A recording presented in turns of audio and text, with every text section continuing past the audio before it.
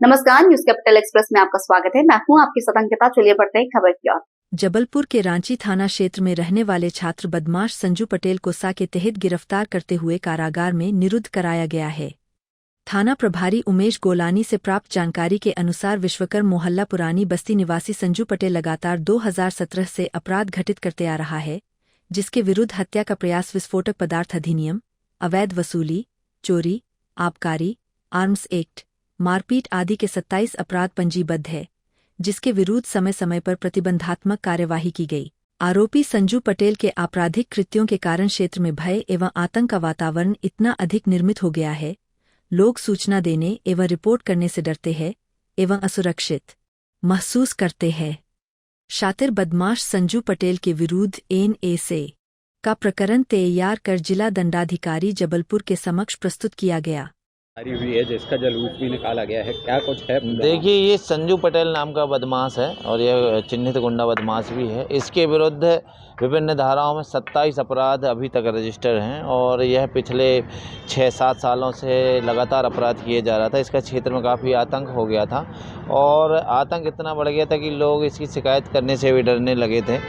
Police ने जो है इसके विरुद्ध NSA के प्रकरण तैयार करके श्रीमान पुलिस अधीक्षक महोदय के माध्यम से माननीय कलेक्टर महोदय के समक्ष प्रस्तुत किया और इसके अपराध देख के, चूँकि इसके विरुद्ध अवैध वसूली, हत्या के प्रयास, बमबाजी, इस तरीके के बहुत जघन्य अपराध थे, तत्काल ही कलेक्टर साहब ने इसके विरुद्ध NSA का वारंट निकाला और हमने फिर इसको मुखबिरी लगा के और इसको रात में गिरफ़्तार किया है।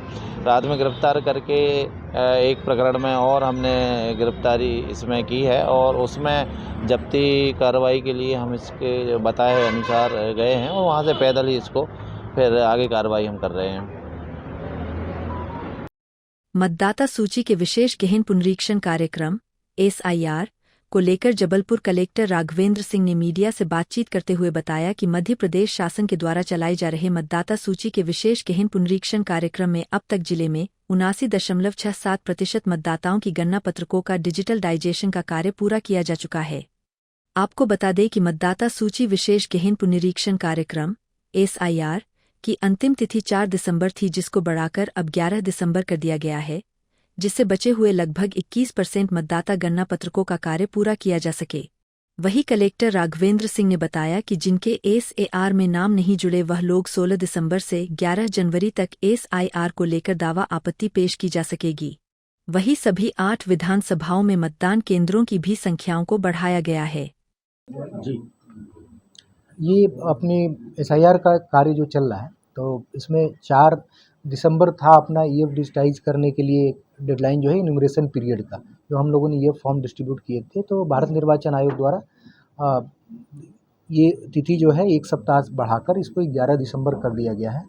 तो आपके माध्यम से मैं सभी मतदाताओं से एक बार पुनः अपील करना चाहूँगा कि अपने EF जो हैं जिनके पास रह गया हों, वो अपने EF जो है अविलंब अपने BLOs को उपलब्ध करा दें। अगर उसमें किसी प्रकार की मैपिंग की समस्या आ रही है तो भारत निर्वाचन आयोग की जो वेबसाइट है ECI या हमारे COMP की जो वेबसाइट है उसका सहयोग ले सकते हैं। अपनी मतदाता सूची जो 2003 की है उसमें अपना या फिर अपने वंशजों के नाम सर्च कर सकते हैं और उसके माध्यम से अपना फॉर्म फिलअप करके वो BLO को उपलब्ध करा दें। ये भी अगर उनको कठिन लग रहा है तो व्यक्तिगत रूप से BLO को भी अप्रोच कर सकते हैं या फिर हमारा जो हेल्पलाइन है उस पर भी अप्रोच करके ये जानकारी प्राप्त कर सकते हैं। इसके अतिरिक्त जो है अब publication of draft electoral roll जो था वो उसकी भी तिथि बढ़ा के और 16 दिसंबर 2025 कर दी गई है। साथ ही नोटिस जो है क्लेम और ऑब्जेक्शन के लिए 16 दिसंबर से 15 जनवरी 2026 तक का समय सीमा निर्धारित किया गया है और फाइनल जो पब्लिकेशन है इलेक्टोरल रोल का वो 14 फरवरी 2026 डिसाइड कर दिया गया है। 8 मतदान केंद्रों की कुछ संख्या भी बढ़ाई। हाँ, ये पहले जो हमारे 2156 मतदान केंद्र थे उनको जो है कुल बढ़ा के 2320 किया गया है। इस दौरान कुल हमारे 166 मतदान केंद्रों की संख्या जो बढ़ी है, ये सभी विधानसभाओं में कुछ न कुछ संख्या में वृद्धि हुई मतदान केंद्रों की। कल बहिरंग कार्रवाई तो उसका एक तरीका दिया गया है। 2003 में उनका नाम नहीं तो उनके पिताजी का नाम होगा, उनके पिताजी का नाम नहीं है तो उनके बाबा जी का नाम होगा, दादाजी का नाम होगा, वो अपने को खोज के उसमें मैप कराना है। और नाम नहीं है, हम 1994 में है 1994 हम लोग नहीं देख रहे हैं। ये भारत निर्वाचन आयोग द्वारा 2003 की मतदाता सूची तय की गई, हम उसी के हिसाब से पूरा एक्सरसाइज कर रहे हैं। सर, इसका डाटा अगर नहीं मिला 2003 में तो क्या करेंगे? तो नोटिस का है प्रावधान, हम नोटिस करेंगे उनको। हाँ हाँ सर, अभी तक की एक्सरसाइज में कोई ऐसा जो भारत का है ही नहीं और बाहर का हो, ऐसा कुछ सामने आया नहीं मिल पा रहे हैं, वो वही लोग हैं, मतलब आपके माध्यम से मैं ये भी क्लियर करना चाहूँगा, जिनके नाम नहीं है, मतलब या तो अगर ईएफ ही नहीं मिला है तो उनका नाम 1/1/2025 की मतदाता सूची में नहीं है। वैसी ही परिस्थिति में उनको ईएफ नहीं मिलेगा तो उनको अपना नाम फॉर्म 6 भर के जुड़वाना पड़ेगा। और अगर उनका नाम है और उनको 2003 वाला नहीं मिल रहा है, वो अपना सहयोग लेके उसको प्रयास करें भरने का। नहीं है, अगर वैसे जमा करेंगे तो उनको फिर नोटिस जाएगा, उनको फिर दावा आपत्ति का समय मिलेगा। जबलपुर में बहुचर्चित पूर्व भाजपा मंडल अध्यक्ष अतुल चौरसिया और उसके साथी शीतल दुबे के द्वारा अतिथि इन होटल में देह व्यापार का अड्डा संचालित किया जा रहा था, जहां जून 2025 को पीड़ित युवती की शिकायत के बाद पुलिस ने मामला दर्ज करते हुए दोनों आरोपियों को गिरफ्तार किया था। वहीं अब पीड़ित युवती को जान से मारने की धमकी और केस वापस लेने की धमकियां मिल रही है, जहां पीड़ित के द्वारा पूरे मामले की शिकायत पुलिस अधीक्षक कार्यालय में पहुंचकर की गई है। पीड़ित ने बताया कि अतुल चौरसिया के परिवार और शीतल दुबे और पप्पू यादव नाम के किसी व्यक्ति के द्वारा उसे फोन पर धमकाया जा रहा है, जहां शीतल दुबे को जमानत पर छोड़ा गया है। जेल से बाहर आने के बाद शीतल बार बार उसे धमका रहा है, जिसकी शिकायत लेकर वह एसपी कार्यालय पहुंची है और पूरे मामले में कार्रवाई की मांग पुलिस अधीक्षक से की है। युवती ने बताया कि शीतल दुबे 2023 में असम से उसे जबलपुर लेकर आया था और अतुल चौरसिया की होटल में काम दिलाया था। इसके बाद उसका दैहिक शोषण शीतल दुबे और अतुल चौरसिया के द्वारा किया गया। वही होटल में कई लोग आते थे, जिनके द्वारा भी कई युवतियों के साथ दैहिक शोषण किया जाता था, पर पूरे मामले में आरोपी अब पीड़ित को धमका रहे हैं। आए थे असम से, शीतल दुबे ने लेके आया था, उप मथुरा दुबे 2 नाम चलता है उसका। तो लेके आने के बाद एमपी जबलपुर लेके आए तो अपना अतुल चौरसिया पूर्व मंडल अध्यक्ष है वो गड़ा थाने का, गड़ा का। और गड़ा थाने में मैंने शिकायत करी थी 2 वर्ष पहले, अभी जनवरी 1 तारीख को शिकायत हुई थी। तो शिकायत दर्ज हुआ है अतुल चौरसिया और शीतल दुबे के ऊपर में। तो उनको मुझे न्याय मिली है गड़ा थाने से। तो केस वगैरह हुआ, अभी 7वां महीने चला है। 7वां महीने से उनका घर दोनों पक्ष से खाली धमकियाँ आती है। जो मेरा बेटा बहुत पावरफुल है, जो मुझे मेरा बीजेपी का नेता है मेरा बेटा, तो निकाल देना, नहीं तो तुम मारी जाओगी। दोनों पक्ष से बार बार धमकी आती, बार बार धमकी आती। उसी वजह से मैं शिकायत फिर से करने आई हूँ। एसपी ऑफिस में भी, गड़ा थाने में भी ज्ञापन दी हूँ 25 तारीख को 11वां महीने में। तो अभी आज 2 तारीख हो चुका है, कोई सुनवाई नहीं हो चुकी है। तो एसपी ऑफिस में मैं 2 बार आ चुकी हूँ।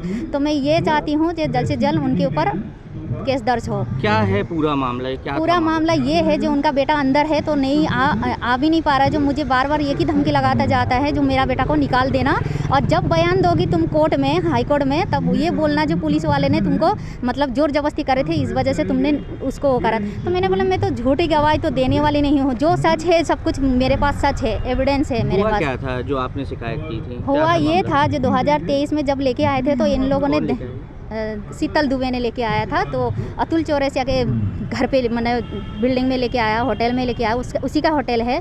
तो वहाँ पे देह व्यापार चलता है। तो मैं 2 वर्ष तक देह व्यापार में जुड़ी हूँ। तो आपको क्या जबरन धकेला गया था? हाँ जी। होटल किस नाम से? अतुल चौरसिया का, गड़ा थाने बिटी थारा, छोटी बाजारिया।